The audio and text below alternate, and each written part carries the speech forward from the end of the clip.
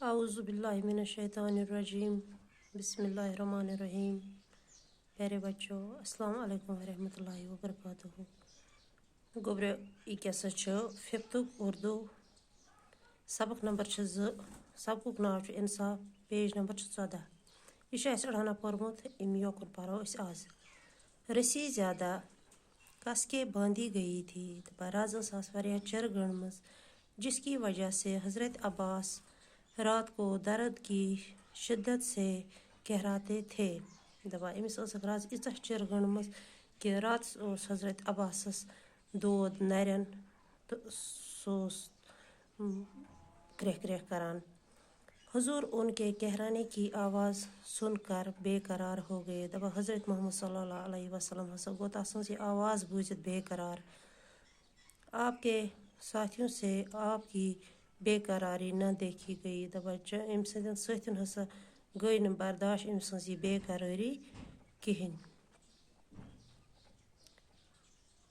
اور انہوں نے حضرت عباس کی رسی ڈھیلی کر دی. تم ورت تو کرک ام سن یہ راز تھوڑا یل. حضور کو جب اس بات کا علم ہوا یل تس حضورس امیک علم گو ام کتھ ہند تو آپ نے فرمایا تو تم ونک کہ تمام قیدیوں کے ساتھ یکساں سلوک کیا جائے. تم ونک سروین ست کرو سو ہیوی سلوک. یا تو سبھی قیدیوں کی رسی ڈھیلی کر دیا جائے یا کرو سو سروین ہز راز تھی ڈج یا پھر دوسرے قیدیوں کی طرح حضرت عباس کی رسی بھی کس کے باندھ دی جائے. تو تم ونک تیل کرو سو ام سن راز تہ نت چر واپس.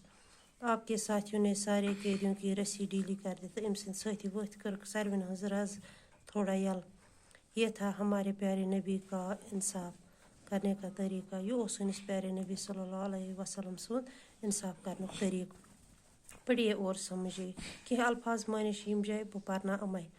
جہالت بے علمی فریب دھوکہ ریاکاری مکاری نخوت گمنڈ تکبر غرور ذلت رسوائی باز پرس جوابدی.